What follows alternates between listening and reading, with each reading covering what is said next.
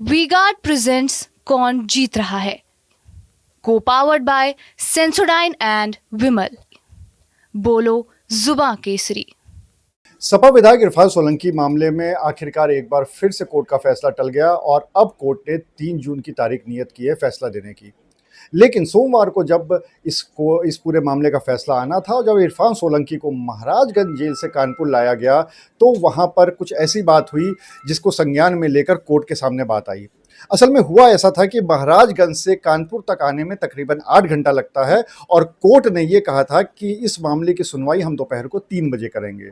तो इस वजह से कुछ समय के लिए इरफान सोलंकी को पुलिस लाइन में रखा जाता है और वहां से एक वीडियो वायरल होता है जिसमें ये दिखाया जा रहा है कि इरफान सोलंकी भीषण गर्मी में एक पेड़ के नीचे चबूतरे पे बैठे हुए हैं।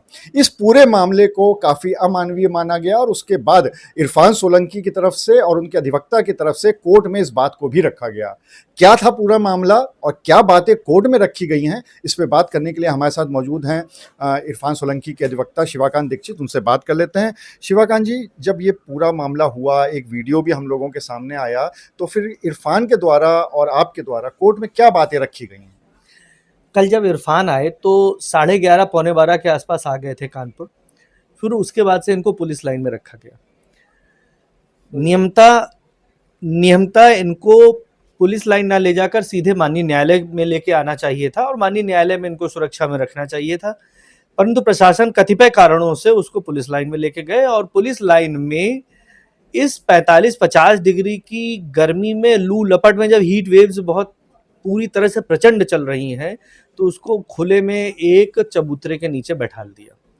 उसके बाद भी स्थिति ये हुई कि जब उसने पानी मांगा, जो बात माननीय न्यायालय में भी रखी गई, जब उन्होंने पानी मांगा तो पानी भी नहीं दिया। ये निश्चित तौर पर अमानवीय कृत्य था। जब माननीय न्यायालय में पेशी हुई तो माननीय न्यायालय को हम लोगों ने इन सारे तथ्यों से अवगत कराया। माननीय न्यायालय ने भी बहुत गंभीरता से इन तथ्यों को लिया है और अगली पेशी पर इस प्रकार का व्यवस्था करने को कहा है कि जिससे भविष्य में इस प्रकार की पुनरावृत्ति ना हो, क्योंकि हर बंदी के, हर न्याय का विरक्षा में व्यक्ति के अपने अधिकार होते हैं और मानवीय अधिकार तो सर्वोपरि है। शिवाकांत जी, जब पिछली बार जब पेशी हुई थी तो उस समय भी पुलिस लाइन में रखा गया था और उस समय एक वीडियो वायरल हुआ था जिसमें इरफान सोलंकी जानवर जानवर कहते हुए नजर आए। मतलब उनका एक कहने का मतलब था मुझे जानवर जैसा रखा जा रहा है। और फिर उन्होंने शायद कोर्ट को ये भी बताया था कि उस समय भी इनको गाड़ी के अंदर ही बंद करके रखा गया और अब ये इस बार का भी वीडियो सामने आया है। तो ये सारी चीज़ें मिलाकर क्या न्यायालय में ऐसी बात भी आई थी कि काफ़ी नाराज़गी जताई थी इरफान सोलंकी ने कोर्ट के अंदर न्यायाधीश के सामने? क्या ये बात भी सही है और क्या अगर सही है तो क्या नाराजगी जताई थी उन्होंने?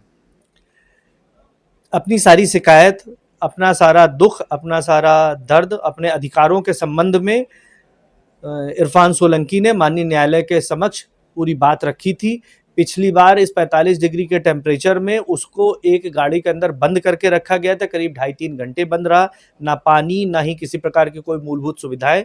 और इन सारी चीज़ों को लेकर आए, जब माननीय न्यायालय के समक्ष कहा तो उन्होंने कहा कि हमारे भी कोई अधिकार हैं या नहीं है, या हमारे खिलाफ कोई साजिश हो रही है, क्या मुझे मारने की साजिश हो रही है। ये बात इरफान सोलंकी ने पिछली बार भी कही थी और इस बार भी कही कि कहीं कोई मुझे प्रताड़ित करके मारने की तो साजिश नहीं है। ये इस पूरे मामले में जब हमने पुलिस के अधिकारियों से भी उनका पक्ष जानने की कोशिश की थी तो हालांकि पुलिस की तरफ से कोई भी वर्जन नहीं आया, किसी भी अधिकारी ने कोई भी वर्जन इस पूरे मामले पर नहीं दिया है। लेकिन हाँ, इतना ज़रूर है कि पिछले 2 बार से ऐसा हो रहा है कि कहीं ना कहीं इरफान सोलंकी को और उनके अधिवक्ता को कोर्ट में शिकायत करनी पड़ रही है। अब 3 तारीख को ये देखना होगा कि कोर्ट अपना फैसला सुना पाती है नहीं, और अगर सुनाती है तो वो किसके पक्ष में होता है। Anurag Agarwal, TV9 Kanpur. V guard presents कौन जीत रहा है, co powered by Sensodyne and Vimal. बोलो जुबां केसरी।